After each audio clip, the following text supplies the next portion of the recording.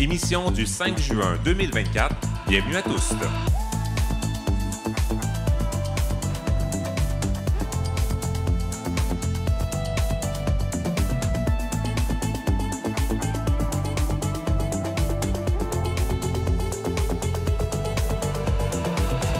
Kim Roy-Grenier au microphone. Aujourd'hui à l'émission, nous plongeons dans l'univers de l'artiste multidisciplinaire Toufik. Depuis 20 ans, il explore les notions d'identité et de binarité du genre, résultat d'un parcours riche, culturel, sur 3 continents différents. Bonsoir, Toufik.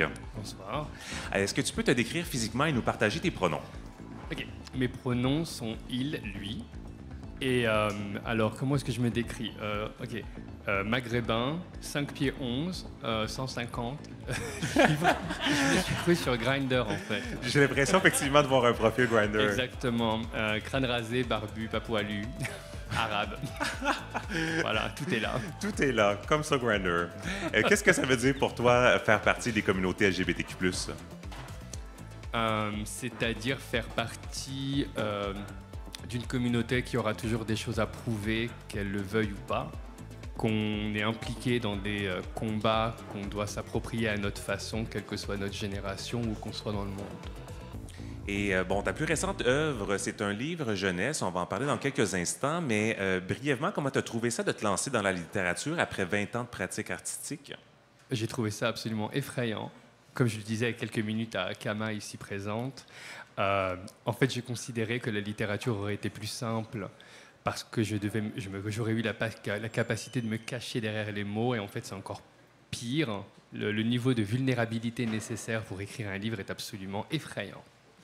Excellent, on en discute dans quelques instants. Et c'est le retour de la chronique poético-engagée avec l'autrice Catherine Lavarenne. Bonsoir, Catherine. Allô. Re-bienvenue sur la scène du Normandie. Merci. Est-ce que tu peux te décrire pour nos auditeuristes? Ah oui, je suis une petite personne à la peau blanche, une femme cis. Mes pronoms sont elle, accord féminin. J'ai des cheveux bruns avec du gris un peu dedans parce que c'est l'âge. C'est pas une teinture.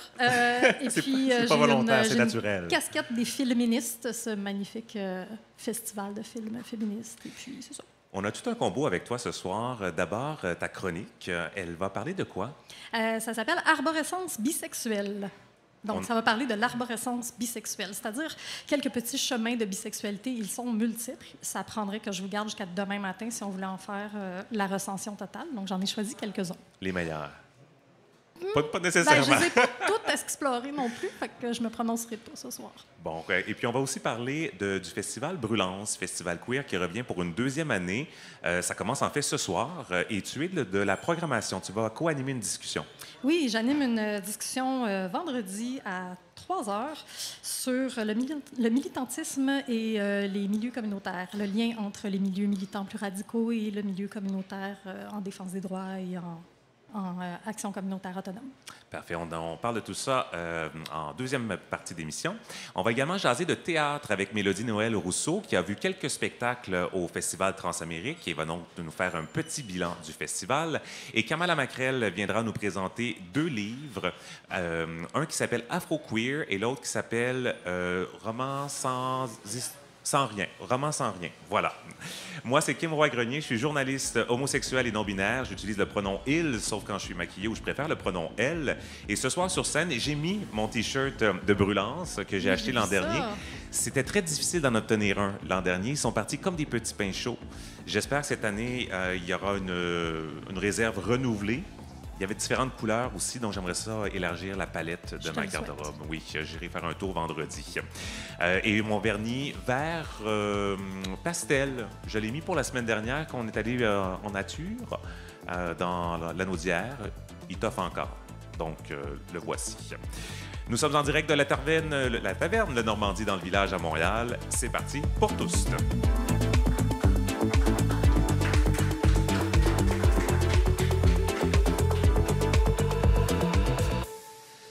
Toufik est un artiste multidisciplinaire qui travaille depuis 20 ans sur les questionnements identitaires, politiques et sociaux à travers la photographie, la performance et, depuis peu, à travers l'écriture. Il questionne la binarité du genre et remet en question l'idée d'une identité qui entrerait facilement dans des cases. Toufik, rebonsoir. Rebonsoir. Alors, tu as d'abord grandi en France jusqu'à 8 ans.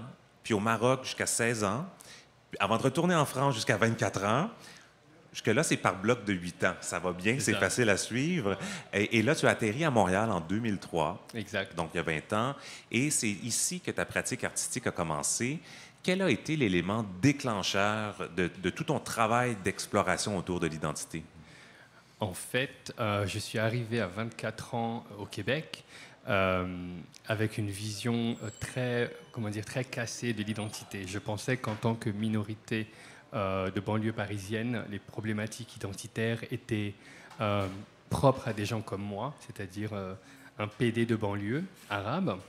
Et j'arrive au Québec, je me retrouve à 24 ans devant une société que je considérais être homogène au niveau couleur de peau, homogène au niveau linguistique, et qui se questionnait sur son identité aussi, par rapport à la survie de la langue française ou par rapport à l'identité, à la culture québécoise en tant que telle. Et ces questionnements-là m'ont vraiment étonné.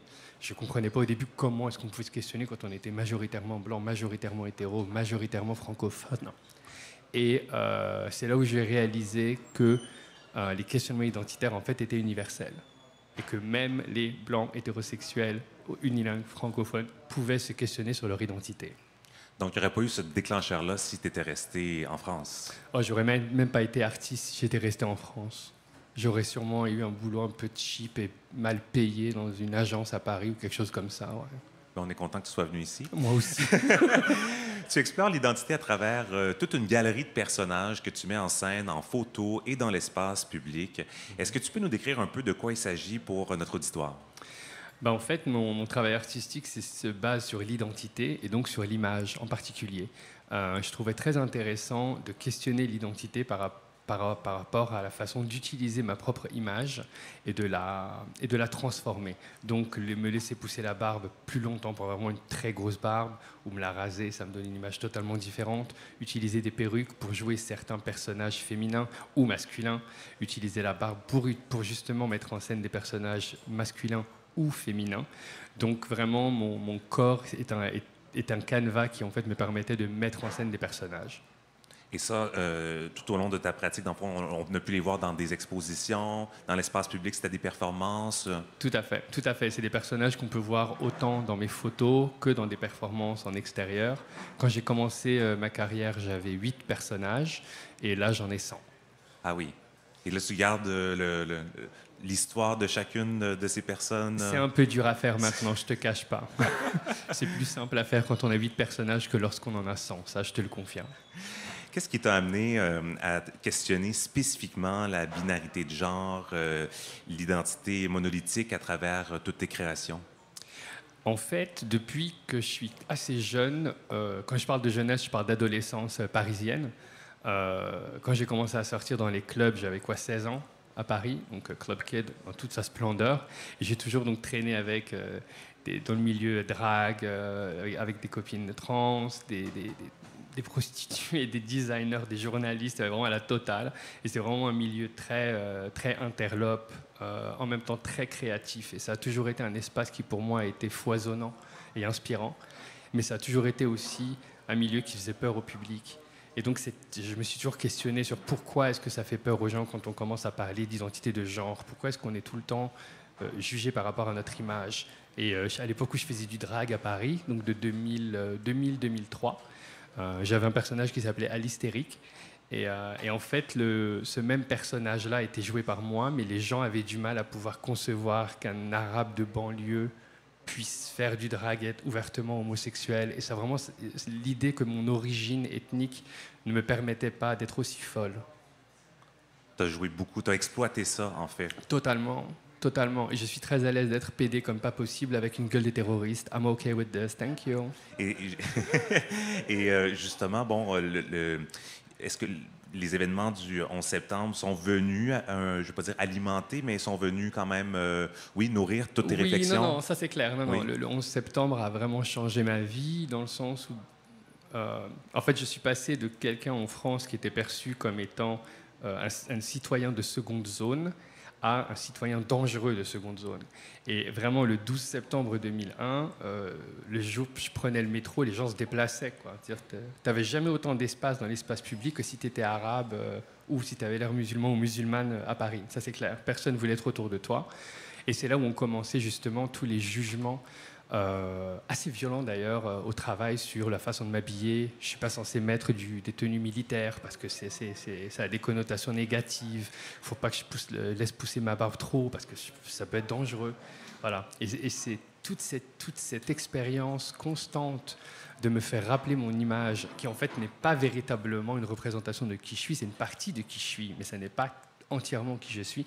J'avais trouvé ça particulièrement fascinant. Ouais. Et 2 ans plus tard, tu débarques au Québec. Ouais. Tu commences ta pratique artistique. Comment ton identité queer est venue alimenter tout ton processus, autant créatif que performatif? Tu as parlé d'incarnation de tes personnages féminins. Comment tu t'es inspiré ou tu t'es nourri de ton identité queer? Ben, en fait, mon identité queer, c'est... En fait, je vais dire d'abord que c'est mon identité PD, au lieu de dire queer, parce qu'à l'époque, le queerness n'existait pas dans mon temps. Moi, je suis une demoiselle du 19e siècle, s'il vous plaît. late 90s. Et, en fait, dans les fins des années 90, le concept de queer était vraiment beaucoup plus restreint. Il n'est pas ce qu'il est maintenant, ça c'est sûr et certain. Et moi, je fais plus partie de ceux qui se disaient comme PD, parce que justement, je traînais avec les gens d'Act Up à l'époque et tout ça. Et donc, il y avait vraiment une sorte de rébellion par rapport au concept de gay. Propre, organisé, homonormatif, etc. Même si à l'époque, on n'utilisait pas ces termes-là. Mais mon queerness à moi, il me nourrit parce qu'il me permet de parler de choses qui, je sais, pour d'autres personnes, sont tabous. Donc moi, j'ai plus trop peur de grand-chose parce que j'en ai vu des vertes et des pas mûres dans ma vie. Donc, mettre des talons hauts et un hijab... correct, let's do it. Tu vois, c'est ça. Et je n'ai plus peur du jugement des autres, ce qui en fait libère la chose. Et je pense que nous, les personnes queer, on a une relation au jugement et au regard qui est particulièrement unique. Et je pense qu'il est hyper important d'accepter ça comme faisant partie de nous. Et au lieu d'essayer de chercher la validation des autres en cherchant leur acceptation, moi, je pense qu'il est important que nous, on prenne notre espace. Voilà. Tu fais de l'art engagé, la politique influence tes créations. Un exemple, Ludmilla Mary. Oui. Personnage que tu as créé, qui est-elle? Ludmilla Mary est une femme à barbe qui porte des hijabs, mais qui porte des hijabs en cuir uniquement. Donc, la raison pour laquelle j'ai créé ce personnage-là, c'est parce que, en fait, la barbe est un des symboles présumés d'une personne musulmane. Le hijab est aussi un symbole présumé des femmes musulmanes. Et le cuir est un symbole présumé d'un style de vie gay. Donc, j'aimais beaucoup l'idée de créer un personnage qui avait 3 symboles qui étaient diamétralement opposés dans la même personne. Et ce personnage-là s'habille, somme toute, assez bien. Et c'est très bien marché en talons. Et c'est le personnage que j'utilise assez régulièrement, enfin quasiment tout le temps, pour faire des performances dans l'espace public. Comment les gens réagissent quand ils la croisent? Ça va de la stupeur à la peur, à l'amusement, à la totale confusion. Et c'est quand même assez génial de pouvoir avoir autant d'impact en faisant, entre guillemets, peu de choses. Pour toi, c'est mission accomplie quand tu vois toutes ces réactions? Oui, parce qu'en tant qu'artiste, mon but à moi n'est pas de me faire des amis, c'est pas non plus de me faire des ennemis. Mon but est d'exprimer des choses et de poser des questions pour que les gens interagissent. Mon but à moi, c'est de créer des ponts. Ça peut paraître un peu fou à dire, mais le fait de mettre dans l'espace public cette femme à barbe voilée, que ce soit au Texas, dans le Minnesota, en Croatie, San Francisco, Toronto, ou même en Irlande, à Dublin, ce personnage-là, de par sa simple présence dans l'espace public, change l'énergie du coin. Les personnes qui sont mal à l'aise avec tout ce qui est image de genre, qui est un peu flou, vont réagir d'une certaine façon. Il faut changer leur façon de se déplacer. D'autres personnes vont regarder avec amusement, d'autres personnes avec fascination. Et c'est ça que je trouve génial. C'est la force que l'on a en tant qu'artiste de pouvoir immédiatement changer l'énergie d'une pièce juste en apparaissant. Et toi, tu en es témoin immédiatement puisque tu incarnes le personnage. C'est Ah pas oui, juste, ça c'est clair. Ouais. c'est pas juste une œuvre exposée dans un musée, là, tu es là. Ouais, Donc, je suis là et c'est à moi de dealer avec les regards, potentiellement les insultes, tous les trucs comme ça. Mais ça, c'est secondaire. Cet art politisé, il t'a causé quelques ennuis par moments. Tu as notamment vécu de la censure lors d'une de tes expositions à l'ambassade de France à Washington. Exact. Comment tu as vécu ça? Je l'ai mal vécu au début. Je l'ai vraiment pris, j'ai pris cette censure comme étant une décrédibilisation de mon travail. Sauf que j'ai appris avec le temps que la meilleure façon de gérer la situation, c'est la diplomatie. Donc j'ai envoyé une lettre de remerciement à l'ambassadeur de France de l'époque en lui offrant une œuvre. Il s'avère que quelques mois après, un nouvel ambassadeur est arrivé qui connaissait déjà mon travail artistique, donc il l'a accroché dans son bureau. Donc maintenant, je fais partie de la collection nationale de France. Donc, à l'ambassade de France à Washington. Ouais. Pendant oui. 4 ans, toutes les personnes qui sont venues dans le bureau de l'ambassadeur de France avaient ma réinterprétation des Déjeuners sur l'herbe. C'est une belle petite revanche. Oh God, girl, c'est pas une petite revanche, c'était une géniale revanche, j'adore. Tu as grandi en pensant que l'art, c'était pour une élite, pour des privilégiés. Alors, tu n'as pas fait de grandes écoles dans le domaine, tu es autodidacte.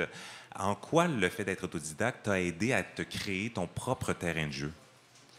En fait, le fait d'être autodidacte m'a permis en fait, de me définir moi-même mon terrain de jeu, qui lui-même est défini par mon syndrome de l'imposteur.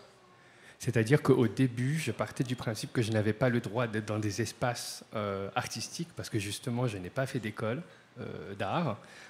Je crée parce que j'ai envie... En fait, je crée ce qui me passe par la tête et je l'exprime à ma façon. Et le syndrome de l'imposteur, qui au début était ma plus grande faiblesse, c'est-à-dire m'empêchait de vouloir faire ce que je voulais, est maintenant ma plus grande force, parce qu'en fait, ça me pousse à tout le temps remettre en question comment je fais les choses. Donc je pars du principe que c'est bien pour ça que je me suis retrouvé à écrire un livre, à faire de la vidéo, à faire de l'installation, à faire de la performance, de la photo. Là, je vais faire de la céramique dans ma prochaine expo à New York. C'est avoir la capacité de pouvoir m'amuser, de faire touche à tout, est véritablement un impact direct du fait que je sois autodidacte. Je rebondis sur tes expériences d'immigration, Maroc, France, Québec, qui t'ont amené rapidement à devoir t'adapter à différentes cultures. Ça aussi, ça a nourri ta pratique, mais aussi ta personne, ton identité. Tu vois ce mélange de cultures comme un immense privilège, aujourd'hui, en tout cas, ça n'a pas toujours été le cas. Comment tu vis ce bagage au quotidien maintenant? En fait, la chance de pouvoir avoir eu mes expériences de vie, dire avoir eu la chance de grandir et vivre en France, en français, avoir vécu au Maroc, donc avoir vécu une vie arabophone quotidienne, et maintenant se retrouver au Québec, avoir une vie en français, certes, mais aussi en anglais, parce qu'on est en Amérique du Nord. En fait, ces 3 pays, ces 3 continents ont nourri qui je suis maintenant. Et en fait, il y avait une époque où je me considérais apatride, c'est-à-dire que je n'avais pas de patrie envers laquelle j'étais relié. Il y avait après ça une époque où je me suis dit « Ah ouais, en fait, non, on va prendre l'option plutôt glamour. Je vais dire que je suis citoyen du monde », qui est un peu trop fake et un peu trop dramatique, merci. Qui était à la mode quand même pendant un moment. Ah ouais, 2005-2010, là, Citizen of the World was lit. Ouais, c'est plus le cas maintenant. Et en fait, maintenant, ce qui est intéressant, c'est que c'est ni l'un ni l'autre. C'est qu'en fait, je suis ma propre maison, je suis mon propre monde. Donc, je peux me retrouver n'importe où. Je suis moi-même le résultat de toutes mes expériences, de tous mes déménagements, de tous mes déracinements, de toutes mes adaptations. Donc, en fin de compte, mis à part l'aspect patrimonial, physique, je suis correct, ça va bien. Tu as puisé dans tout ce bagage pour ton dernier projet, qui est ton premier livre. Ça s'appelle « Les racines du cœur ». C'est une autofiction sur le déracinement. Qu'est-ce que tu y racontes? Je raconte l'histoire d'un jeune garçon qui, en fait, découvre qu'il va devoir tout quitter pour aller habiter ailleurs dans 48 heures.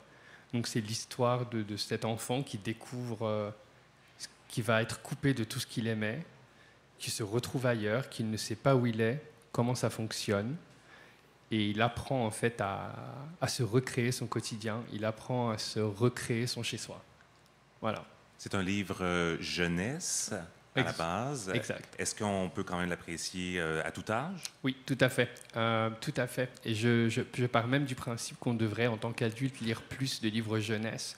Parce que il y a une sorte de transparence et de vulnérabilité dans les livres jeunesse que je trouve, je ne vais pas dire qu'on perd en tant qu'adulte, mais c'est comme si on mettait plus de couches pour justement se sécuriser et ne pas être vulnérable.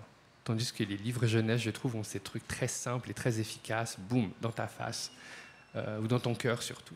Et c'est ça qui est génial. Et c'est une autofiction, là, c'est inspiré de ton propre parcours. Tout à fait, c'est inspiré de mon propre parcours. En fait, le livre est un peu plus smooth, un peu plus doux que la vérité. Parce que moi, je n'ai pas eu 48 heures, moi je l'ai appris le matin même. Je rentre chez... Enfin, j'ai 8 ans, on est à Paris, dans le 11e arrondissement, à côté de Place de la Nation, et je vois que les cartons commencent à se faire, je ne comprends pas trop, et il y a un matin, il y a un camion bleu devant chez moi, on monte dans le camion, moi je pense qu'on partait en vacances, en fait j'apprends en cours de route, on était en Espagne à ce moment-là, que ouais, on ne revenait pas en France. Voilà, je restais 8 ans là-bas. Ça se lit très bien. Je l'ai lu hier, je l'ai reçu. Et puis, vraiment, la mise en page aussi est excellente. Je ne sais pas si toute la série de ce livre-là est configurée de la même manière. En fait, oui, toute la collection unique est configurée de la même façon. La particularité des Racines du cœur, comme des autres livres de la collection unique, est qu'en fait, les livres sont présentés avec des calligrammes. C'est-à-dire que les phrases sont présentées de façon à dessiner des objets. Donc on a le fond et la forme qui en fait se nourrissent l'un et l'autre, et c'est quand même très touchant. Ouais. Oui. Ça se lit assez rapidement en plus. Oui, souvent un peu de poésie, je dirais. Oui, c'est ça. Ouais. Plus davantage qu'un roman. Ouais. Tu disais en ouverture d'émission que ça t'a demandé beaucoup de vulnérabilité, écrire. Oui. T'en es ressorti, changé comment de cette expérience? J'en suis sorti à terre en fait, parce que quand j'ai déposé mon manuscrit, la naïveté et mon ego démesuré, je me suis dit, ah c'est bon, allez, le manuscrit est parfait, 2 versions et c'est réglé. Girl, ça a pris 7 versions. Il y a Kama qui rit dans la salle parce que je pense que c'est une histoire qui fait écho chez toi. Hein? En fait, c'est ce concept de dire, ah c'est bon, j'ai écrit. Et là, tu dis, c'est bon, j'ai pondu la chose de ma vie. Et là, tu vois l'éditeur qui dit, non mais copine, c'est pas comme ça que ça marche.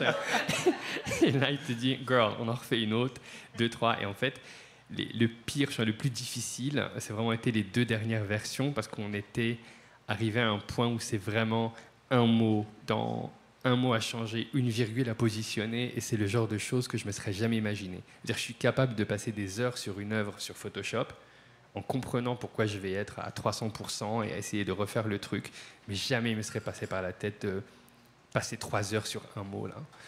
Et j'ai trouvé le processus excellent. Est-ce que tu aurais pu l'écrire avant ce livre? Pourquoi maintenant? Parce que je pense que ça demande énormément de maturité, de force et de courage d'écrire un livre. Moi, j'ai pas l'impression que ça demande du courage de faire de la performance ou de la photo. Je sais pas pourquoi. Ouais. Mais c'est ton élément premier, c'est avec ça que tu as commencé. Est-ce Oui, qu'il y a un peu plus de confort peut-être avec ces formes-là?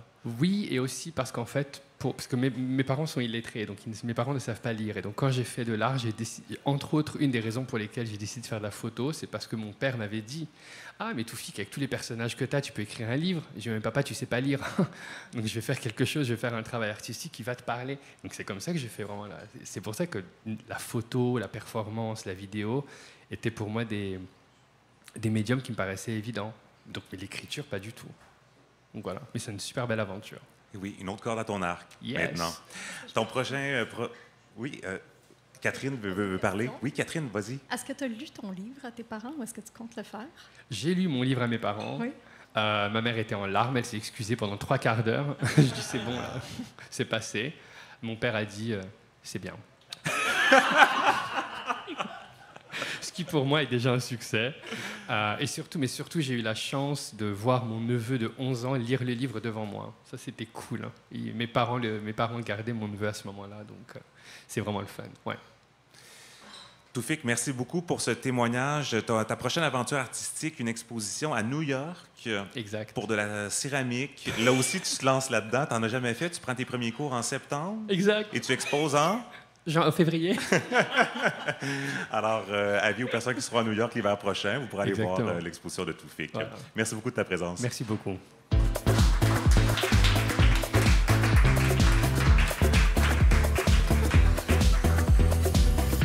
Voici maintenant un résumé des nouvelles nationales et internationales. Les célébrations de la fierté ont été officiellement lancées sur la colline du Parlement à Ottawa en début de semaine. Pour l'occasion, Justin Trudeau a participé à la levée du drapeau inclusif. Le premier ministre a dénoncé la résurgence de la haine envers les membres des communautés LGBTQ+ au Canada. Il a accusé également certains politiciens de cibler les jeunes trans vulnérables et de leur refuser des soins d'affirmation de genre pour faire des gains politiques.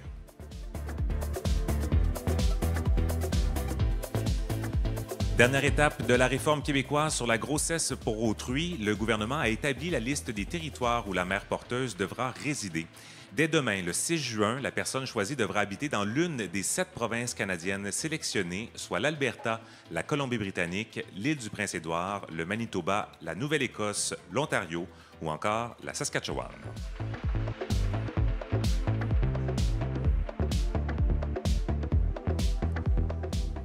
La Géorgie opère un nouveau virage conservateur. L'agence de presse AFP rapporte que le parti au pouvoir veut adopter une loi pour interdire ce qu'il qualifie de propagande LGBT dans les écoles et à la télévision. L'interdiction toucherait entre autres la diffusion de scènes intimes autant à la télévision que dans les salles de cinéma. Le gouvernement de la Géorgie dit agir pour protéger les valeurs traditionnelles familiales et les mineurs. L'opposition a dénoncé ces nouvelles mesures.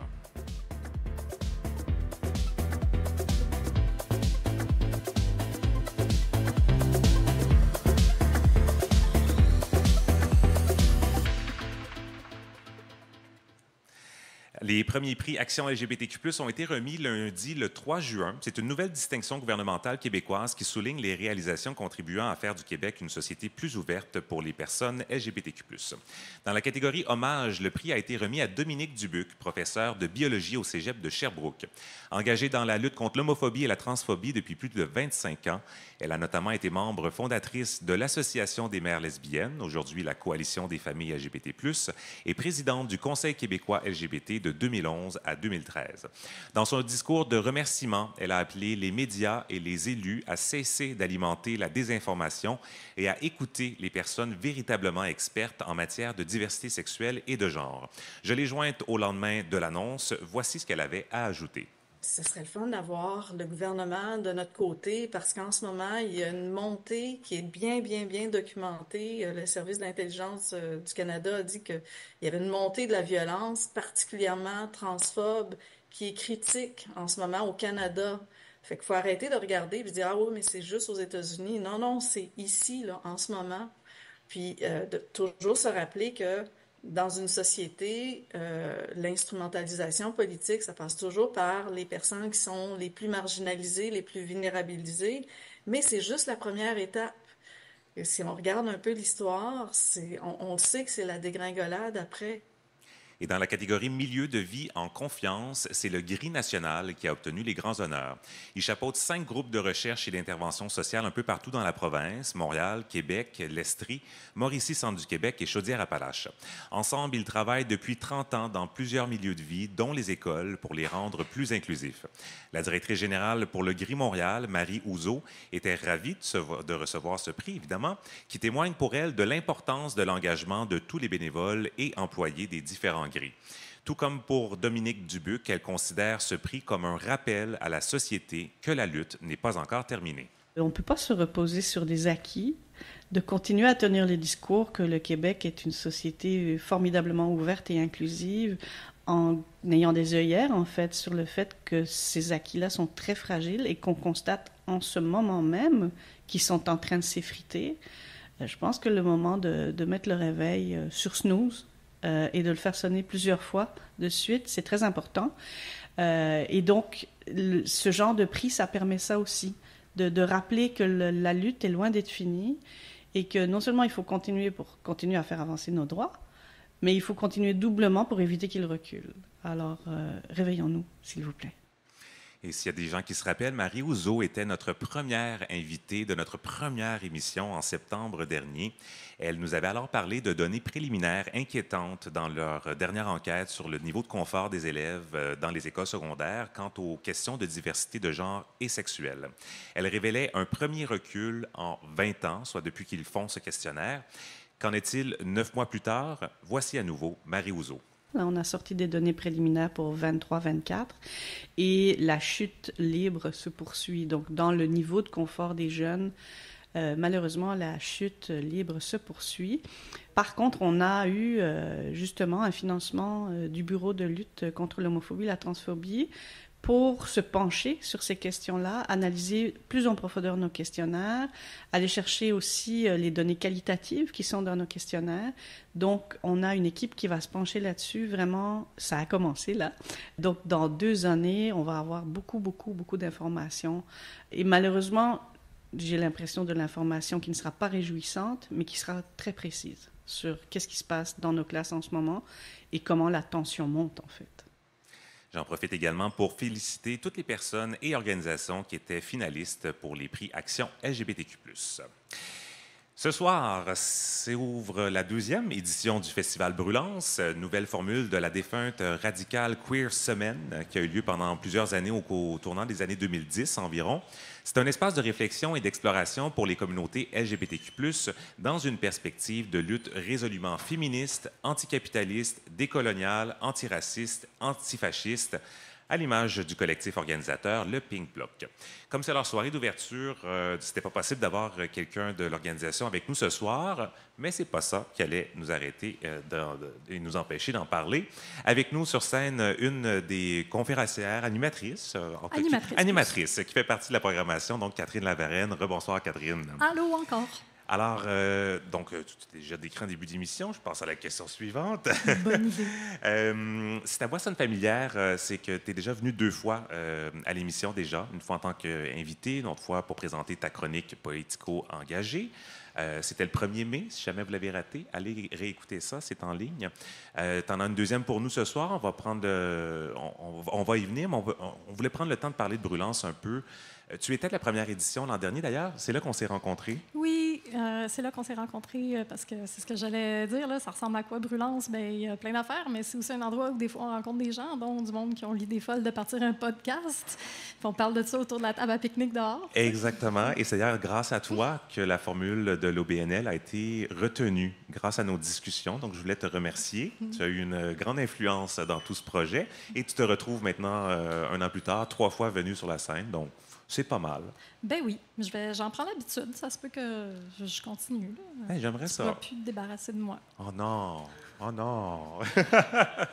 Alors, parlons de Brûlance. Qu'est-ce que c'est exactement? Ça ressemble à quoi? Bien, Brûlance, l'année dernière, moi, quand je suis allée, je m'attendais à comme aller voir des conférences. Tu vas comme dans un festival queer, puis tu te dis, ah, c'est le fun, on va parler de choses intéressantes. Puis effectivement, c'est ça qui se passe. On réfléchit ensemble, on explore ensemble, puis on ressent des choses ensemble beaucoup. Mais surtout, je te dirais que comme je suis arrivée en pensant, je vais aller voir des gens parler de choses, mais je suis repartie de là avec l'impression d'avoir passé une couple de jours dans un camp de vacances ou en camping, même si je rentrais chez nous dormir la nuit. C'est comme si tu es comme à moitié entre le camp de vacances puis le moment de galvanisation politique où est-ce qu'on connecte puis qu'on fait des liens. Puis, tu sais, ça fait vraiment du bien, là, surtout, là, je prends le pouls 1 an plus tard. Après aussi, je viens de t'écouter faire la revue de ce qui se passe politiquement. On a vraiment besoin de ces endroits-là pour se retrouver, pour briser l'isolement puis réaliser qu'on vit ces choses-là. Si on les vit tout seul dans notre coin, on réalise pas l'ampleur de ce qui se passe. Puis on en voit, la dernière fois quand je suis venue, on venait de nous lancer la directive d'interdiction des toilettes mixtes. Effectivement. Qui sort de n'importe où, qui est encore une fois une instrumentalisation d'un enjeu qui n'est même pas un enjeu LGBT. Là. Les toilettes mixtes, c'est contre l'intimidation en général, mais c'est utilisé pour créer un bouc émissaire, pour faire de la cohésion sociale sur le dos d'une population marginalisée. Puis comme disait Dominique Dubuc, là, après, ça dégringole, on le sait ce que ça fait. Puis là, ces jours-ci, on a encore la même chose, où on a notre ministre qui est responsable de la lutte contre l'homophobie et la transphobie, qui est supposée être la personne qui nous représente. Martine Biron. Martine Biron. qui a fait adopter, il y a plusieurs semaines, une motion à l'entièreté de l'Assemblée nationale, incluant les partis d'opposition, là, comme Allô Québec solidaire et tout ça. Cette motion-là qui décriait l'utilisation dans un jugement de l'expression « personne ayant un vagin ». Cette expression-là revenait une fois pour 67 fois le mot « femme » était revenu. Et là, toute notre Assemblée nationale a dit « c'est terrible, c'est un recul des droits des femmes, ça invisibilise les femmes ». D'ailleurs, Dominique Dubuc l'a dit dans son discours de remerciement qu'elle a perçu cette motion-là comme une invalidation de son identité puisqu'elle se considère comme agenre et non-binaire. Oui, et puis c'est ce discours-là qui est une fausseté de dire... En reconnaissant qu'il y a des personnes avec des vagins qui existent et qui peuvent vivre des agressions sexuelles, on invisibilise les femmes, c'est de bâtir encore là une cohésion, d'aller chercher une certaine frange féministe, entre guillemets, qui est pas du tout non plus ce que nous, on voit. Les groupes féministes n'arrêtent pas de communiquer avec nous. Je travaille au Conseil québécois LGBT pour développer de l'inclusion des personnes trans non-binaires. Parce que la plupart des gens comprennent que l'inclusion profite à tout le monde, puis que c'est pas vrai qu'en divisant les gens comme ça, puis en sortant un épouvantail, en disant là, si on dit personne avec un vagin, bientôt on pourra plus défendre les droits des femmes. C'est faux. Mais ce qui est terrible, c'est que ça vient de la personne qui est supposée défendre nos droits au gouvernement. Et il y a eu un événement dans l'actualité cette semaine qui t'a interpellé. Ben oui, parce qu'il y a un juge, en fait, le jugement dans lequel cette expression-là était nommée, ce juge a sorti pour dire il faut que les politiciens arrêtent de faire de la désinformation. Et il a cité spécifiquement Martine Biron en disant c'est un cas flagrant de désinformation qui est fait pour des vues sensationnalistes, pour rallier une certaine frange de la population, justement. Et puis, après, on a eu l'autre, Pierre Saint-Paul, machin, là, qui va dire que là, c'est le juge qui fait de la désinformation. Puis t'es comme, mais à un moment donné, là, il va falloir qu'on arrête de twister les discours, parce que c'est ça qui crée cette espèce de polarisation-là qui fait que, après, c'est... On sait où ça va, tu sais. On ne veut pas arriver au point Godwin tout de suite, mais on est pas mal là. Et c'était le juge en chef de la Cour suprême du Canada, oui, le juge Wagner.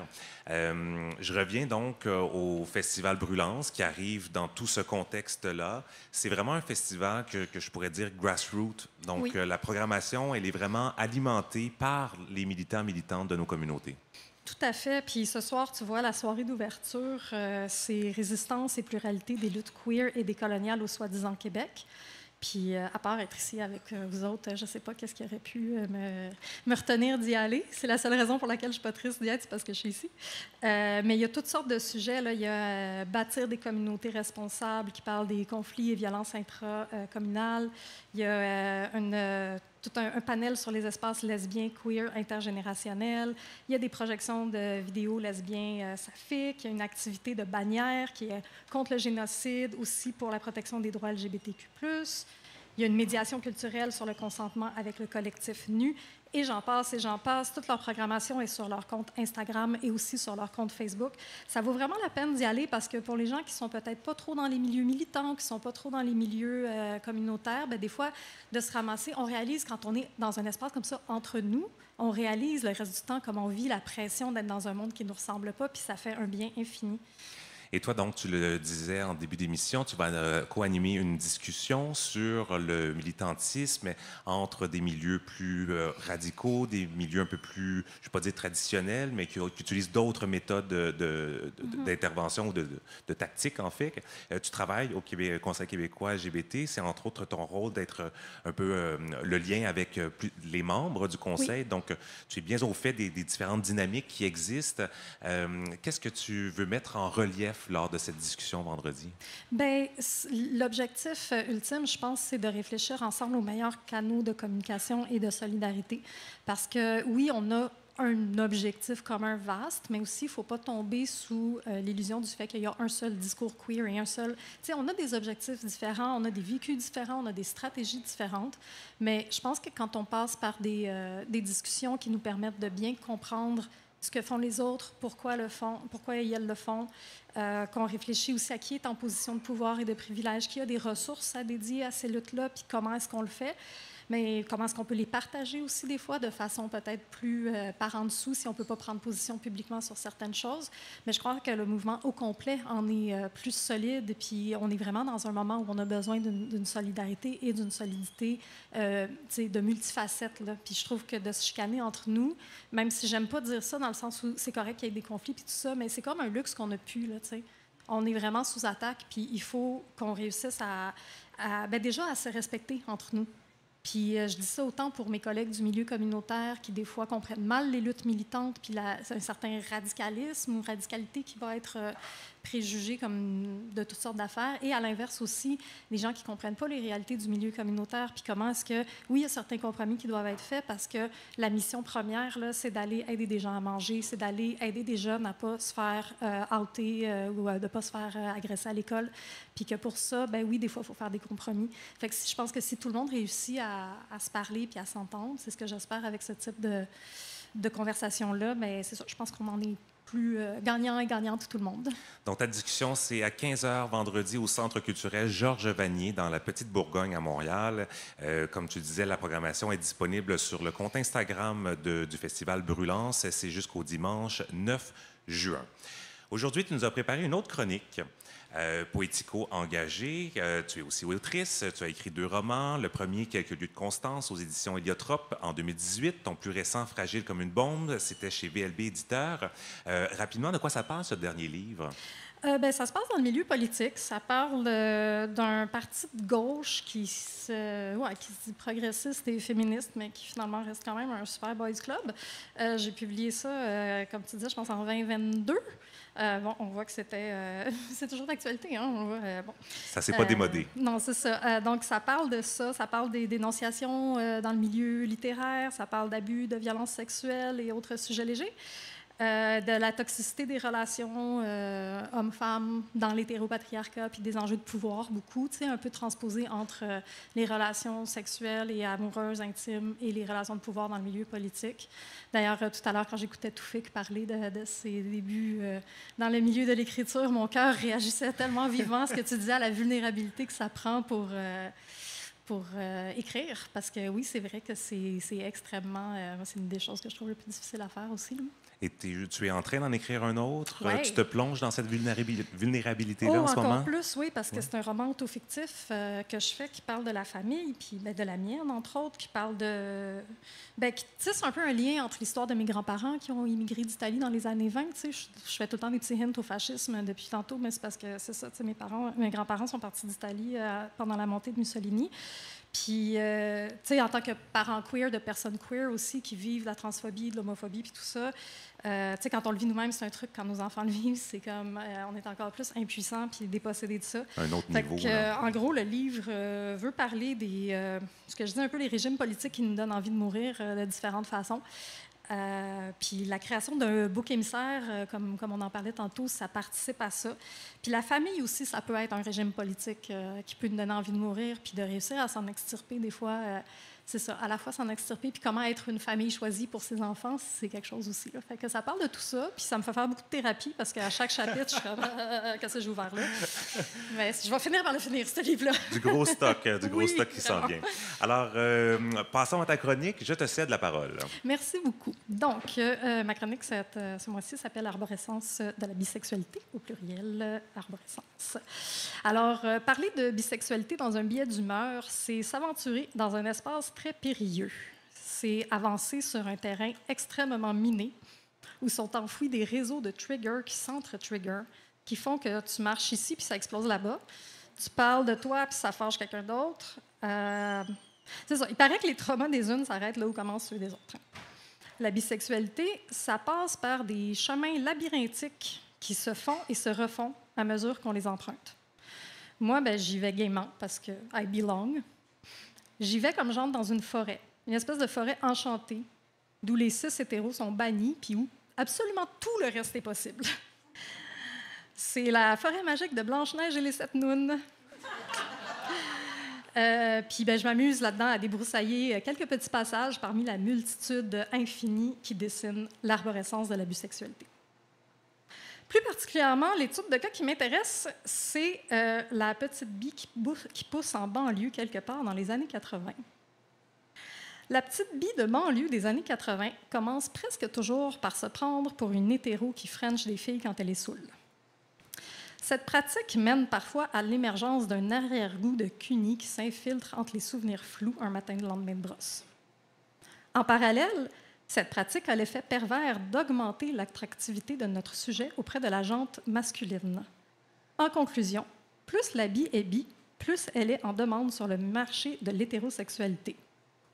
C'est la première prison dont il lui est difficile de s'extirper, principalement parce que les barreaux en sont peints en couleur normalité. C'est là que notre arborescence arrive à son premier embranchement. Choix numéro 1, la petite bie de banlieue des années 80 comprend tout de suite qu'elle est bi grâce à l'éducation sex-positive et empuissante du système scolaire public, grâce à des campagnes de sensibilisation qui existent depuis des décennies pour défaire les stéréotypes sur la bisexualité, grâce aux nombreux personnages dans la culture populaire qui servent de modèles inspirants.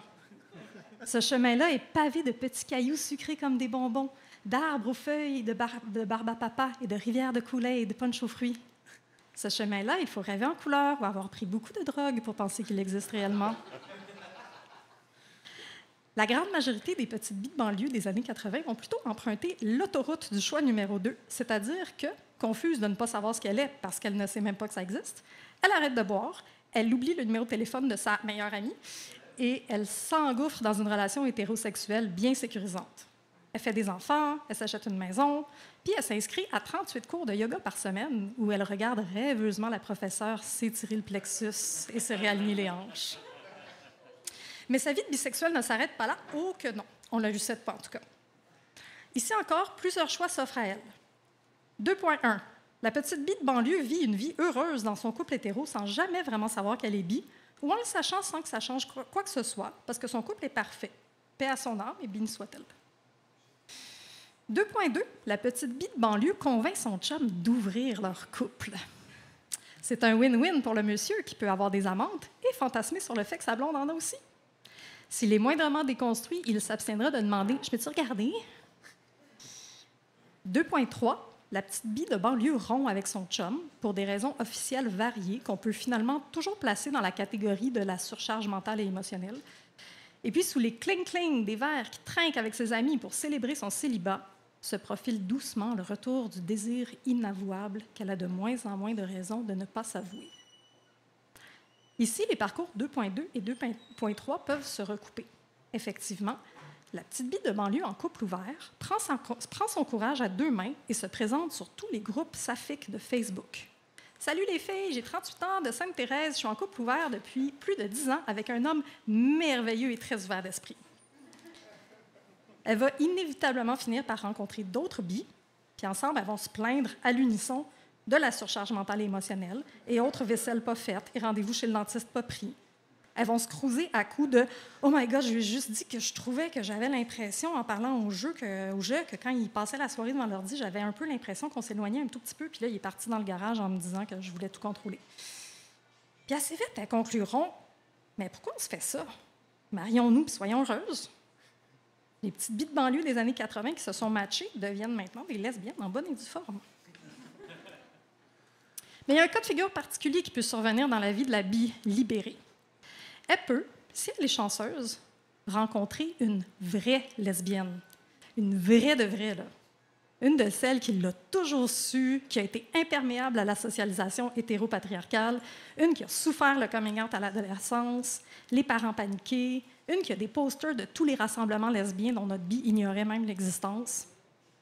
Cette rencontre fait l'effet d'un coup de tonnerre dans la vie de la petite bie de banlieue des années 80. Encore ici, deux possibilités. Choix numéro 1, elle se heurte à un cerbère féroce qui la toise de ses yeux de braise, le gatekeeping lesbien. Tel un sphinx de la pureté gouine, il use de ses trois gueules pour soumettre la petite bie de banlieue des années 80 à une série de tests qui lui font couler une sueur froide dans le dos. T'as-tu déjà couché avec des femmes? T'es-tu sûr que tu t'ennuieras pas du pénis? Es-tu vraiment capable de tomber en amour avec une femme? Comment tu le sais que c'est pas juste un trip? Est-ce que tu sais c'est qui, Dana Fairbanks? Possibilité numéro 2. Sa nouvelle amoureuse appartient au contraire au profil qu'on appelle la convertisseuse. Celle-là ouvre grand les portes du paradis à toutes les petites billes de banlieue, une après l'autre. Celle-ci découvre un univers chatoyant de chattes bien léchées où tout le monde est l'ex de quelqu'un qui a couché avec la même personne que l'autre. Puis là, en fière exploratrice, la petite bille de banlieue observe et absorbe tout de cet espace féerique où elle espère se sentir chez elle. Elle sent que ça y est. Elle dépasse ses pensées limitantes et embrasse ses amours militantes. Elle jouit sous la langue de sa bouche qui lui récite Judith Butler sur le bout du clit. Ça y est, le nirvana l'attend. En tous les cas, ce qui est certain, c'est que le chemin labyrinthique de la forêt bisexuelle va l'amener à faire toutes sortes de réalisations, à découvrir toutes sortes de clairières où se reposer, jouir, se protéger de la biphobie des straights, se protéger de la biphobie des lesbiennes, cultiver des amours et des solidarités, trouver sa gang, participer à des podcasts, respirer. Elle va accumuler les épiphanies. Par exemple, elle va comprendre que peut-être elle n'aille pas ça les pénis, mais qu'elle préfère ceux qui sont attachés après une femme. Ou alors, elle va découvrir qu'une personne qui possède un vagin peut tout à fait performer une masculinité aussi toxique que les dudes les plus dénoncés.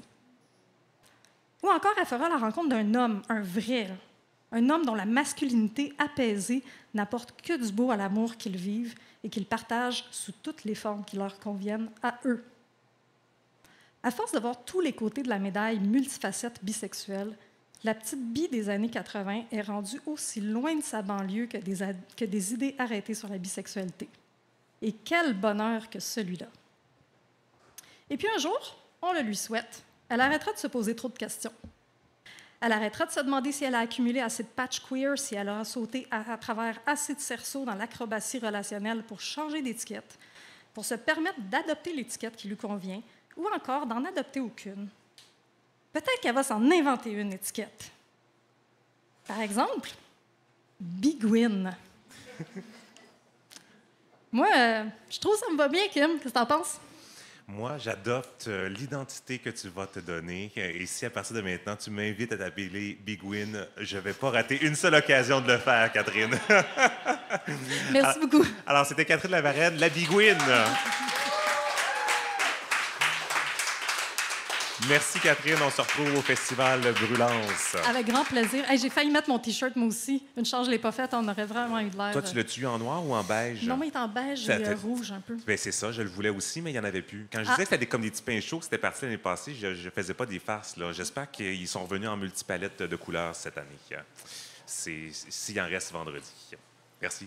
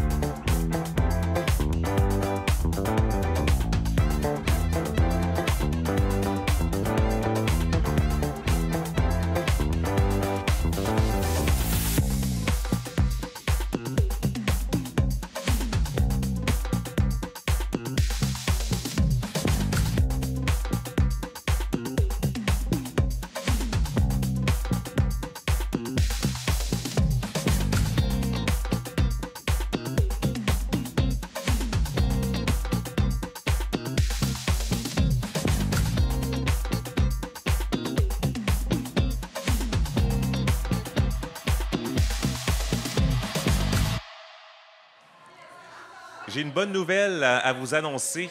En fait, j'aurais dû le faire il y a 2 semaines, mais ça m'a échappé, mon mea culpa. Nos amis du spectacle Les Dragues te font signe, qu'on a reçu en entrevue le 22 mai, offrent à l'auditoire de tous une paire de billets pour assister à leur spectacle du 14 juin. Ça se passe au House Gang Plaza à Montréal. Un spectacle de drague en langue des signes québécoise, ça arrive une fois par année, donc il ne faut pas rater ça. Si vous souhaitez participer, écrivez-nous à concours@commercialtouste.com d'ici dimanche. Le tirage aura lieu lundi. Donc, encore une fois, 2 billets pour les Dragues te font signe le 14 juin au Wasgang Plaza pour participer concours@commercialtouste.com. Et Mélodie, tu seras là, hein? Oui, je vais être là, Ben, interprétée live par une personne qui va mimer la chanson, mais aussi qui va être avec moi, interagir. Moi, je travaille fort là, pour interagir avec l'interprète. Donc, Roquebière, en fait, va être là. Oui, hein, c'est Roquebière. ça. Mélodie J'aurais ne dû- sera pas là, c'est Roquebière. Oui. Je m'excuse. Avec Mélodie extra poêle. Extra poil. J'en profite aussi pour annoncer que la semaine prochaine, ce sera notre dernière émission avant la pause estivale. Et pour l'occasion, on vous prépare un menu spécial avec l'ensemble ou presque de nos collaboratrices en culture et en humour. Alors, je vous le dis tout de suite, l'émission va être un peu plus longue qu'à d'habitude. Comme ce soir, d'ailleurs, je me suis un peu emporté dans nos discussions en début d'émission.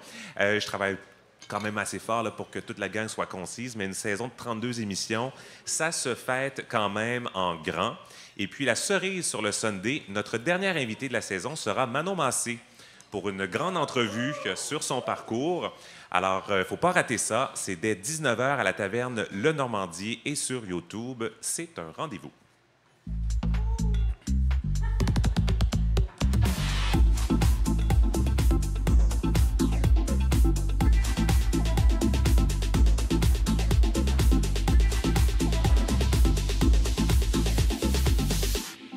La Dyke March était de retour à Montréal le 2 juin pour la première fois depuis 2015. Plusieurs centaines de personnes ont marché dans les rues du plateau Mont-Royal pour dénoncer le climat de haine envers les communautés lesbiennes, queer et trans. Il faisait beau, faisait chaud et ça criait fort. Notre journaliste stagiaire Salomé Marie s'est jointe au contingent. Voici quelques réactions qu'elle a recueillies. Get ready for the Dyke March, Montréal! Woo! C'est la première Dyke March à Montréal qui est séparée et indépendante de Fierté Montréal. Fait que pour moi, c'était vraiment important de prendre l'opportunité, l'occasion. Faut qu'on soit entendu, faut qu'on soit respecté, faut qu'on soit libéré. Fait que c'est pour ça que pour moi, c'était important d'être là. Puis aussi parce que je voulais avoir l'air cute avec plein d'autres queens. À qui la rue? I can't hear you. À qui la rue? Tu sais, les Gwyn, c'est vraiment des pionnières du mouvement LGBT. C'est vraiment des personnes qui ont été là dans toutes sortes de crises. C'est pour la crise du VIH, c'était les infirmières qui prenaient soin des hommes gays quand il y avait personne d'autre qui voulait le faire. Ça a toujours été, elles ont toujours été de l'avant, puis elles sont vraiment sous-appréciées par rapport à leur contribution dans le mouvement LGBT+. Fait que pour moi, c'est important de reconnaître le travail de mes consoeurs Gwyn, puis j'aime ça être avec des lesbiennes. C'est cool. J'aime les lesbiennes.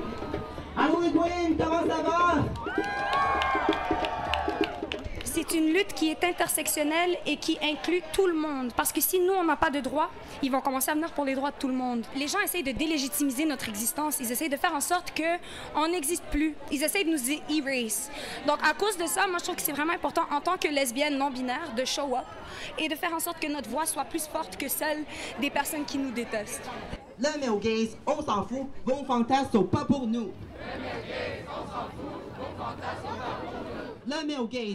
Pour toi, c'est quoi la lutte, Gwyn?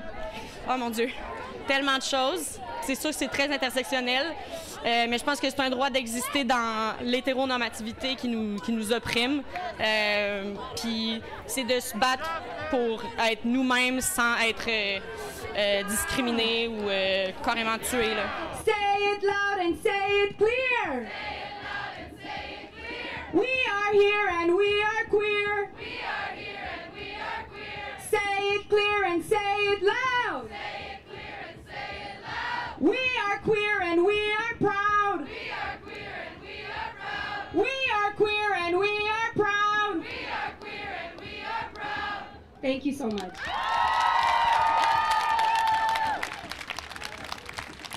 Et puis, pendant ce temps, en Ontario, les festivités du mois de la fierté sont aussi lancées. Il y aura des célébrations un peu partout dans la province et tout au long du mois de juin, donc Toronto sera au cœur des célébrations. Il y a des activités pour la communauté francophone au programme de Franco-Fierté, des spectacles, conférences, rencontres, par exemple, une formation sur la langue inclusive ce vendredi, spectacle de drague francophone la semaine prochaine. Et l'ambassadrice francophone cette année est Georges Libéry, activiste d'origine haïtienne qui travaille entre autres pour Franco queer. Pour elle, les festivités de cette année prennent une toute autre dimension en raison de la montée de la haine envers nos communautés.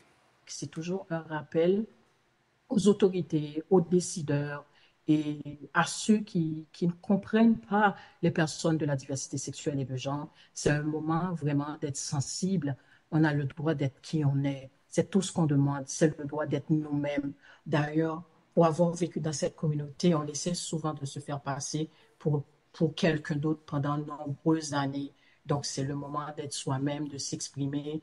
Et je pense qu'en Ontario, j'ai vu des situations assez compliquées et dans certaines provinces, combien que les situations ont été vraiment chaotiques pour les personnes de la communauté. Et j'encourage vraiment les décideurs politiques, les militants à continuer à lutter pour leurs droits. Le défilé à Toronto aura lieu le 25 juin. Et puis, il n'y a pas qu'en Ontario où on célèbre déjà la fierté. Salutations à nos amis de Val-d'Or qui célèbrent du 6 au 9 juin. J'ai eu l'occasion de croiser quelques personnes de la région au congrès du Conseil québécois LGBT la semaine dernière. J'espère que l'on pourra éventuellement aller enregistrer une émission spéciale en direct de Val-d'Or. En attendant, je vous souhaite bonne festivité.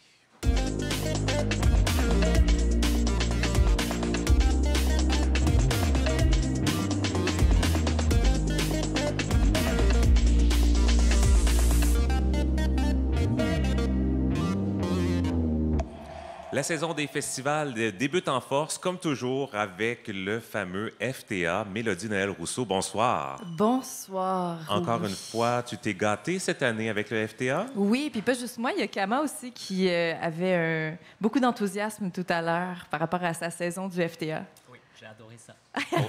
Elle a adoré qu'elle a dit. Oui. Donc, oui, s'achève aujourd'hui la grande aventure du FTA. Donc, c'est la dernière journée. Je vous en parle, c'est crève-cœur, c'est déjà passé. Mais on peut quand même se joindre au party ce soir. Il y aura des DJ au rendez-vous. Le FTA, pour ceux qui ne connaissent pas ça, c'est le festival Transamérique qui réunit de la danse et du théâtre. C'est vraiment un incontournable. Ça célèbre la différence. Ça fait preuve d'audace aussi dans sa programmation. On peut découvrir des créations des artistes d'ici, mais surtout, on peut aller à la rencontre de grandes productions internationales. Et cette année, là, la programmation nous en a mis encore une fois plein la vue. J'ai eu la chance d'assister à 3 spectacles prophétiques. On est déjà né de Nadia Beugré, artiste ivoirienne. Unarmored de Clara Furry, basée à Montréal, pour ceux qui connaissent. Et Weathering de Faye Driscoll, qui est basée aux États-Unis. Donc, chorégraphe qui se promène entre New York et Los Angeles. Alors, on va y aller en ordre. Ouais. D'abord, prophétique, on est déjà né. Qu'est-ce que c'est? Bien, c'est un spectacle de performance chorégraphié, mais on va rester marqué longtemps par l'accueil du public, surtout. En entrant au Monument national, c'était le party, le gros party à Jardin, derrière les platines. DJ Kevin, qui en mettait plein la vue avec son gros beat. Et les performeuses dansaient de façon endiablée. Ça grindait tout. Ça grindait partout. C'était magnifique, de la joie queer qui débordait de partout. La pièce nous a plongés dans un salon de coiffure. Il y avait des cheveux aussi accrochés en l'air. Il y avait des cheveux au sol, des rallonges. Il y avait en fond de scène des chaises de jardin blanches et derrière, il y avait de grandes cordes colorées d'escalade. C'est un projet qui est né après une soirée dans un bar d'Abidjan. Donc, la créatrice Nadia Beugré dit avoir été touchée par la sororité des femmes trans qu'elle a vu là, célébrer, se transformer l'espace en spectacle drag, une grande célébration. Les serveuses sont devenues des danseuses. C'était vraiment la fête. Ça l'a grandement inspiré de travailler avec ces personnes-là qui sont de jour coiffeuses, esthéticiennes, travailleuses du sexe. D'ailleurs, ça a été difficile de convaincre certaines performeuses de se joindre à cette aventure-là. Pourquoi? Parce que ces personnes-là ne venaient pas du milieu des arts. Donc, déjà, de les inviter à faire une démarche de création, il y a eu tout un lien de confiance à être tissé. Puis ça a donné là, quelque chose de magnifique avec des artistes de formation, puis justement une fougue pure. La mise en commun des savoirs, des connaissances. Le deuxième spectacle, c'est Unarmored de Clara Furry. Oui. Déjà, je suis fan de l'humain. Est-ce qu'il y a des gens dans la salle qui connaissent le travail de Clara Furry par hasard? Non? On a Oui, un une, petit ah, peu. deux, Oui, oui, c'est ça. quelques personnes. Donc, vous avez été en contact avec ce grand charisme-là, oh là là, grand magnétisme, un magnétisme déconcertant, je dirais, de l'artiste. Puis sa dernière proposition nous traverse de bord en bord. J'ai rarement été aussi peu dans ma tête pendant un spectacle. Mais t'étais où? J'étais dans mon corps. Aïe, aïe, aïe, je vivais des sensations. J'ai eu chaud. Mais aussi, c'est vraiment magnétique. Donc, en scène, on voit 4 corps qui ondulent, qui ravent dans un océan noir sur les beats de son inséparable frère et concepteur sonore Thomas Furry, qui arrive très tôt dans le processus créatif de Clara. Puis ce qui m'a beaucoup touchée dans la proposition, c'est que Clara a offert ce morceau-là après avoir traversé des blessures, des grossesses, donc voulait se réapproprier son érotisme. Et c'est ça, c'est ce qui m'a le plus particulièrement touchée. Oui, un sujet de grande importance dont on parle très peu. Le troisième, Weathering. Oui, ça, c'est le petit dernier que j'ai vu. D'ailleurs, c'est le spectacle de clôture. Il a lieu présentement. Il y a des gens qui se délectent de cette proposition. Le spectacle, c'est super... OK, je recommence, c'est ce que je veux dire. Parce que, autant que prophétique nous en met plein la gueule en arrivant dans la salle, autant qu'avec Weathering, je me suis dit, mais qu'est-ce qui se passe? Les interprètes débarquent sur scène, s'immobilisent, mais c'est long. C'est long! C'est tellement long. Puis là, je regarde la salle, je regarde les gens regarder les performeurs, les performeuses. Et là, je me rends compte tout à coup qu'il y a des micro-mouvements, que ça s'est transformé un peu. Et après ça, les techniciens et techniciennes viennent tourner ce radeau plateforme molle sur lesquels ils se tiennent, debout, couchés, affaissés. Là, on voit un nouvel angle de vue, tourne encore une fois, et à un moment donné, ça pivote, et ça crée une grande spirale. Et les artistes sortent de scène, entrent en scène, se lancent. Il y a beaucoup de mouvements, et à travers ce grand chaos, on voit des micro-détails. Comme? Bien, l'artiste disait qu'elle aimait ça, prendre les moments, puis les piler comme on pèle un oignon pour voir toutes les couches. Donc, on va voir une image se construire, on va voir la larme se déposer en dessous de l'œil de l'interprète avec la pipette, on va voir la personne sortir la poudre pour créer un nuage, donc tout le rapport à la météo, au temps qui passe. Donc, on voit les images se construire, on voit toutes les couches, on voit la technicienne, on voit les interprètes, on voit le mécanisme, mais tout à coup, un moment magique apparaît. Une image, un moment de grâce, puis après ça, ça se déconstruit aussitôt. C'est un rythme quand même peu habituel. Oui. Ah, puis ça va vite. Puis à un moment donné, les corps s'affaissent, les corps vont dans la salle, s'écrasent sur les gens, des corps suintants. Puis tous les sens sont stimulés avec ce spectacle-là. Il y a des vaporisateurs qui nous envoient des huiles essentielles. Oui, c'est ça. C'est vraiment le fun. Puis justement, les corps qui viennent nous toucher... Avec consentement, je vois qu'il y a tout un effort là, de s'assurer là, que tout va bien dans le public. Mais c'est ça. Donc, l'artiste, Faye Briscoe, disait que c'était une volonté de stimuler tous les sens dans un monde où on est tellement surstimulé par le visuel. Nos yeux sont surstimulés par la vidéo, les images qui défilent. Donc, de vouloir mettre du multisensoriel dans ses créations, c'est vraiment une volonté. Est-ce qu'il y a un spectacle que tu regrettes de ne pas avoir vu? Oh, je pense que oui. Bien, il y en a beaucoup. Hein? Il y avait tellement de choses à voir. Mais il y a un show qui a particulièrement nourri mon FOMO, mon fear of missing out, donc la peur de manquer quelque chose, en ratant la création de Rebecca Chaillon, qui était un réel coup de cœur pour plusieurs personnes. D'ailleurs, Kama, tu as eu la chance de le voir. Il était magnifique. Il était... extraordinaire. J'ai jamais vu quelque chose comme ça. Est-ce que tu veux nous en parler, Kama? Ben oui, volontiers. Je me suis pas préparé pour ça, mais je peux en parler. Non, mais Carte Noire de mes désirs, donc c'est entre performance, danse, théâtre. C'est très, très, très poétique. Le texte poétique est hyper fort et c'est 5 femmes noires, 5 ou 6, sur scène qui, en fait, plongent dans tout ce que ça veut dire, tout ce que ça peut être. une femme noire.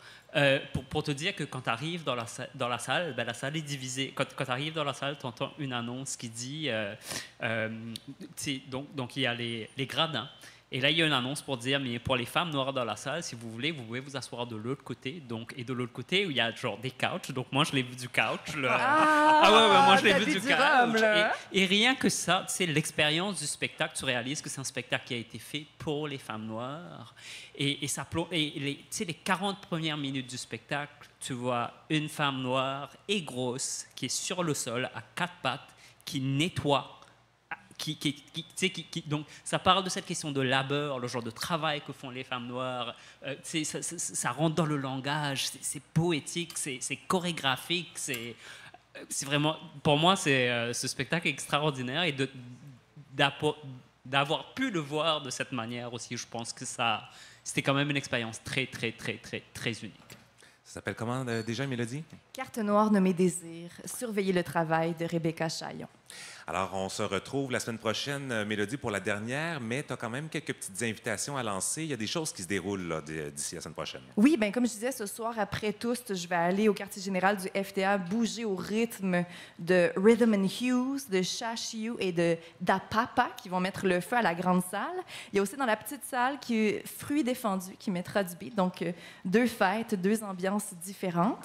Il y a aussi le Fringe qui se déroule présentement. Donc, allez voir, soyez curieux, curieuses. Allez encourager les artistes de la relève, les artistes en marge, les propositions hors normes. C'est vraiment un endroit où on peut se permettre une grande liberté. Le Fringe, il y a 91 propositions cette année, du cabaret king, du stand-up lesbien. Allez voir ça. Le site est super bien fait pour le naviguer, puis ça se passe dans plusieurs salles. Et c'est généralement abordable, hein, le Fringe. Très abordable. Et d'ailleurs, la billetterie, mais c'est le mode de revenu pour les artistes. Donc, vous encouragez des artistes en allant les voir. Du côté de la capitale nationale, on est en plein carrefour international de théâtre à Québec. Ça va jusqu'au 8 juin. Il y a le fameux parcours où tu vas quand tu dors en marchant, qui est gratuit les jeudis, vendredis, samedis, de 21h à 23h. Allez voir ça, c'est magnifique. C'est des artistes différents qui créent des tableaux et vous déambulez. C'est vraiment une belle expérience. Puis Prophétique, on est déjà né, va du côté de Québec. Alors, ma bande de 2 chanceux. Il y a aussi la proposition Mademoiselle Agnès dans les propositions queer, où Nathalie Claude, entre autres, incarne plusieurs personnages, dont un drag king. Oh, tu t'y connais, hein? Oh, tu t'y connais là-dedans. Ça me plaît. Quand je vois le mot drag king, là, je saute là-dessus. Mélodie Noël Rousseau, merci beaucoup, puis on se retrouve la semaine prochaine. Ciao.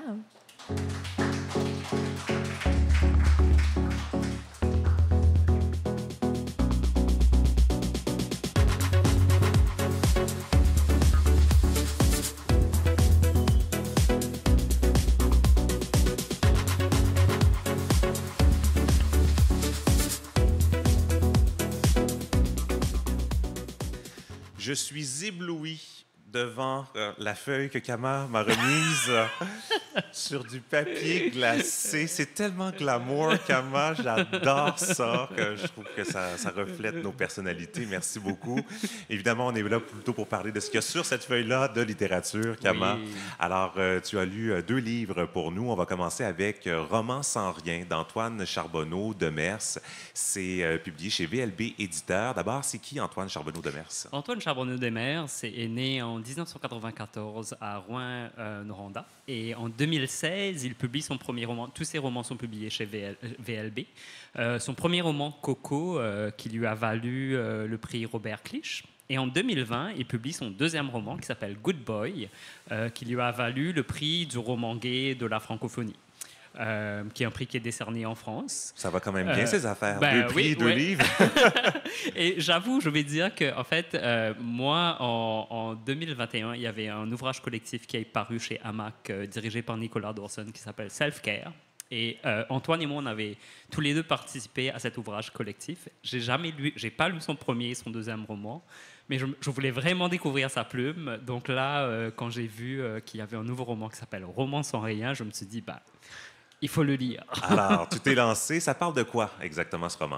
Roman sans rien. En fait, c'est un roman qui brouille les lignes entre la réalité, la biographie, l'autofiction et la fiction. Moi, du moment que je vois roman là-dessus, je me dis que c'est de la fiction. Sauf que là, ça m'a obligé à interroger tout cela. Donc, le livre est divisé en deux. Et vraiment, ça dit premier livre et deuxième livre. Donc, en fait, c'est vraiment 2 livres dans un livre. Et dans le premier livre, on rencontre Antoine. Le personnage s'appelle Antoine. Maintenant, est-ce que c'est un personnage ou est-ce que c'est Antoine? À voir. Pour contexte aussi, bon, Antoine, c'est une personne Antoine, l'écrivain. L'auteur, c'est une personne qui a une présence sur les réseaux sociaux, qui a une présence sur Instagram, que je ne connaissais pas vraiment. Donc là, j'ai commencé à le suivre sur Instagram. Je suis déjà, ah oui, tu portes toujours des t-shirts noirs et des pantalons noirs Adidas. Et là, je suis genre, ah, comme ton personnage qui s'appelle Antoine. Donc, T'as fouillé quand même, là. Ben oui, parce que j'ai vraiment regretté de ne pas avoir lu les 2 premiers livres. Oui. Il faut que je le fasse. Ben, je vais le faire cet été. Mais je voulais vraiment découvrir où est la ligne entre la fiction et le réel. Et en fait, c'est que Antoine Charbonneau-Desmarais, et ça, il l'assume, c'est qu'il écrit à partir de ses expériences vraies. Et il parle beaucoup de ses amants, de ses amoureux, de toutes ses relations, de ses hook-ups, etc. C'est de la littérature homosexuelle, là. Ça parle beaucoup de daddy et de twink. C'est dans ce sens-là. Et ce qui se passe dans le premier livre, c'est qu'Antoine tombe amoureux d'un de ses amants qui s'appelle Ismaël. Et Ismaël lui dit, tu sais, quand je lis tes romans, je te suis aussi sur Instagram, quand je lis tes romans, je suis capable de voir quelle partie est vraie et quelle partie est imaginée et quelle partie est exagérée. Et là, Ismaël donne un challenge à Antoine en lui disant, est-ce que tu es capable d'écrire un roman sans rien, où tu t'en tiens uniquement à la vérité? Et il n'y a aucun artifice, il n'y a aucune imagination, mais tu écris tout juste la vérité. Et là, le premier livre est écrit de cette manière, dans un style minimaliste. Ça commence de manière assez bonbon. Ensuite, ça vient dans quelque chose que moi, j'ai trouvé trash, mais pas d'une mauvaise manière. Mais en fait, ce qui se passe, c'est une forme de vulnérabilité. C'est une forme de mise à nu. Pour un écrivain, pour un auteur, moi, j'étais très inconfortable par moments. Non, mais vraiment, il y a des moments, même jusqu'à la fin de ce roman, je ne sais pas si je l'aime ou si je l'aime pas, ce roman. Vraiment, je ne sais pas si quand je l'ai fermé au début, je me suis dit, je l'ai vraiment pas aimé. Mais en fait, je pense que c'est ça le succès du roman, c'est que ça, de pouvoir permettre à ton lectorat d'être dans cet espace ambigu où vraiment, tu sais, j'ai beaucoup parlé de littérature décoloniale et d'inconfort, et ça, c'est une autre forme d'inconfort dans lequel ce roman m'a mis. Puis est-ce que tu as terminé en restant ambigu sur qu'est-ce qui était vrai, qu'est-ce qui était d'autofiction? Oui, pour moi, ça reste ambigu. Donc, peut-être je vais tout juste ajouter, je vais parler du deuxième livre, mais j'aimerais quand même ajouter une dimension de ce livre, parce que oui, ça parle de ses hook-ups, de l'intimité, etc. Mais l'autre truc que ça fait, c'est que ça parle aussi beaucoup du milieu littéraire. Il parle très ouvertement de ses insécurités. Tu sais, à certains moments, il te dit, oui, quand Kevin Lambert publie son roman, Kevin Lambert a 3 étoiles et demie, et moi, j'en ai eu 3. Tu sais, et qu'est-ce que ça lui fait? Il parle de son image, de son... Il parle vraiment... Il critique... Parfois, il dit des trucs sur son éditeur. Tu sais, là, je suis genre, ouais! Non, mais je trouve qu'il va dans des directions où, dans le milieu littéraire, moi, je n'ai jamais vraiment entendu parler. Même en privé, dans le milieu littéraire, on n'en parle pas. Et puis le deuxième livre... Et là, le deuxième livre, par contre, ça bascule dans une autre narration en entier et ça pousse dans l'imaginaire. Alors, je vais te lire la toute fin du premier livre. Ouais. La toute fin du premier livre, je ne vais pas dire ce qui se passe parce que pas de spoilers, mais à la toute fin du premier livre, il dit « Le prochain livre d'Antoine serait une vraie blague. Il lui ressemblerait encore moins que les autres. Ce serait un livre de madame, un livre avec un verger sur la couverture, un livre d'été, un livre d'aéroport, un livre de chez Costco, un livre écrit comme une mauvaise traduction, un vieux livre poussiéreux qui emprunterait ses tant de verbes aux morts à qui on ne reproche jamais rien. » Donc, le deuxième livre... Est-ce que c'est ça? Ça bascule dans tout un autre monde. Ici, on rencontre un personnage qui lui aussi s'habille toujours en noir, qui s'appelle Paris Duleuve, qui est aussi écrivain, qui a aussi toutes les insécurités que le personnage d'Antoine dans le premier livre. Un des personnages du deuxième livre aussi s'appelle LOL, ce que je trouve... LOL. Ça m'a fait tellement rire. Mais dans le deuxième livre, en fait, tout est poussé. Tout est vraiment poussé. Il y a des moments où je suis du genre, mais au niveau narratif, là, ça ne fonctionne pas. Et je pense que c'était un peu ça mon malaise au début. Ensuite, je réalisais, mais le tout est fait exprès, où tout est exagéré, mais tu sens en même temps qu'il y a un fil de vérité qui qui est dedans. Il y a quelque chose dans l'autofiction, mais tu ne sais plus où commence, où se termine l'autofiction. Et la partie de... ce qui se passe dans la deuxième partie aussi, qui peut-être diffère de la première partie, c'est que la famille Duleuve prend aussi un espace. Parce qu'en fait, le personnage de Paris Duleuve veut écrire sa rage et sa rage envers sa famille en tant qu'homosexuel. On sait très bien de quoi on parle ici. Et là, dans son dernier roman, il écrit cela. Et là, il y a un questionnement de sa famille qui lui dit, y compris sa grand-mère, qui lui dit « Mais comment est-ce que tu as pu t'inspirer de nous pour écrire un roman? Pourquoi est-ce que tu parles de nous ?» Et d'aller ça au grand public. Là. Ouais. Et donc, à travers tout ça, il y a perpétuellement ce questionnement de... Quand on fait une pratique littéraire, en fait, si on crée un personnage qui est basé sur notre meilleur ami ou sur des gens qu'on connaît, c'est quoi la ligne éthique? Quand est-ce que c'est de la fiction? Quand est-ce que c'est pas de la fiction? Ouais, donc moi je trouvais que c'est un livre extraordinaire parce qu'il y a de tout dedans. C'est un livre bonbon, c'est un livre un peu trash. Si vous aimez du sexe homosexuel, là, vous allez aimer ce livre. Vous allez être servi. donc il y a vraiment tout ça. Et il y a aussi cet aspect, je dirais, beaucoup plus intellectuel que pour moi est vraiment venu me chercher. Et il y a une vulnérabilité énorme. Mais est-ce que les livres se parlent, ou c'est-à-dire au niveau de la forme, au niveau de l'écriture, est-ce qu'on Tout à s'y fait. perd ou ça se répond bien? Ça se répond très, très bien. Et ça, c'est intéressant parce que même dans le style d'écriture, Antoine, dans ce livre, du moins, je reconnais sa plume. Tu sais, c'est souvent des phrases très, très courtes. Dans les deux parties, on revoit ça, des phrases très, très, très courtes. Ouais, tu vois que c'est le même écrivain. Tu vois absolument que c'est le même écrivain. Tu vois absolument les liens entre les deux, le livre 1, le livre 2. Mais c'est écrit très... Donc, on a un roman sans rien et on a un roman avec tout. Mais les deux parlent de la même chose. Alors, Roman sans rien d'Antoine Charbonneau de Mers, c'est publié chez VLB Éditeur. Deuxième livre ce soir, Kama, c'est Afro-Queer de Fabrice Nguena, publié chez Éco-Société. Qu'est-ce que c'est? Oui, alors Fabrice Nguena est un afro-queer et un militant afro-queer, donc qui parle à la fois de l'intersection de cette identité queer et afro, d'origine camerounaise, mais qui vit au Canada depuis 2007. Et à travers ce livre, en fait, il y a 25 rencontres qu'on fait.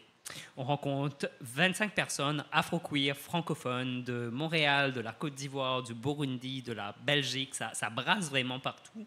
Et ça nous montre la diversité d'expériences, de vécu, de cheminement, de ressentis et la variété de ce que ça veut dire être afro-queer. Et j'ai beaucoup apprécié ça parce que souvent, on est mis dans des espèces de clichés et de stéréotypes de ce qu'on est censé être.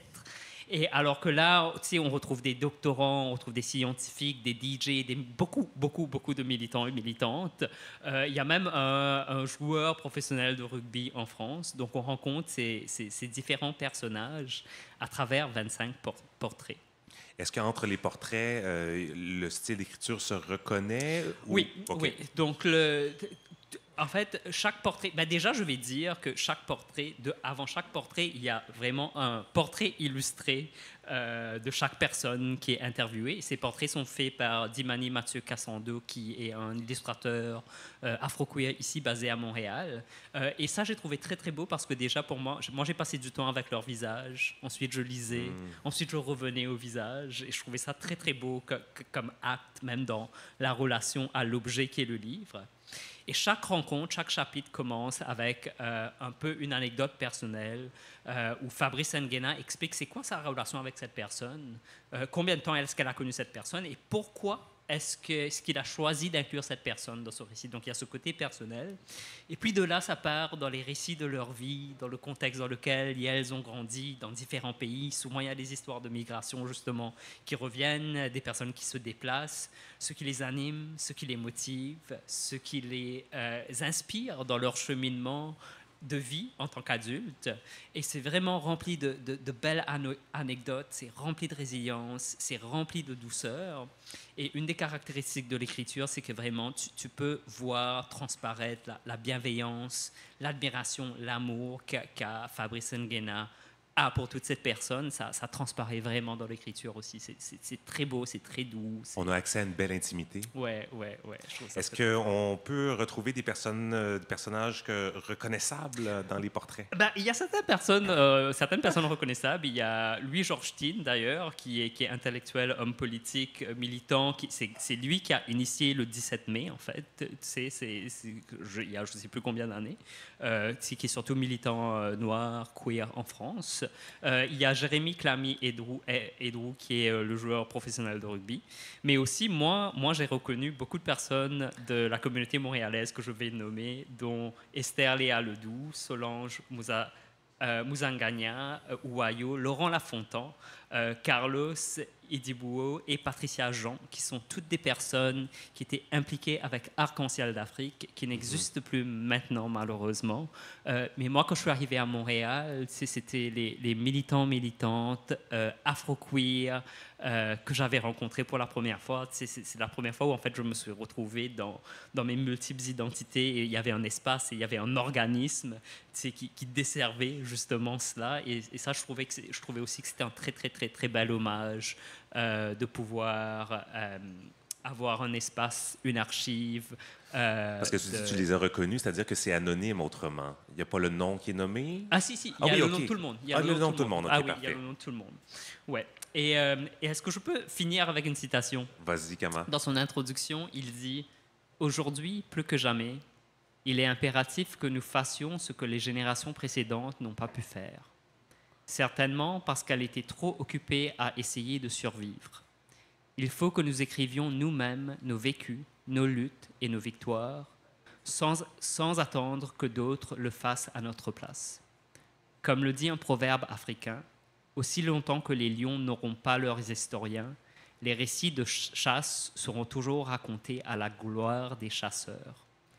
L'absence d'écrits ou le fait que nos histoires soient écrites par d'autres ne sont plus acceptables ou excusables. Il est primordial que les jeunes afro-queers puissent enfin se reconnaître dans des personnes qui leur ressemblent. » Alors, allez lire Afro-Queer de Fabrice Nguena, publié chez Éco-Société. Merci beaucoup, Kama, et on te retrouve, toi aussi, la semaine prochaine. J'ai hâte. Merci. Merci.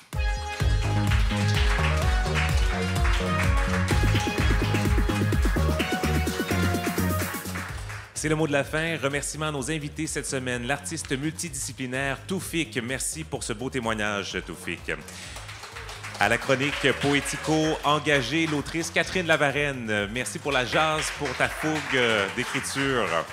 Merci également à nos chroniqueuses en culture, Mélodie Noël Rousseau et Kamala Macrel. À la technique cette semaine, Lou Perreno.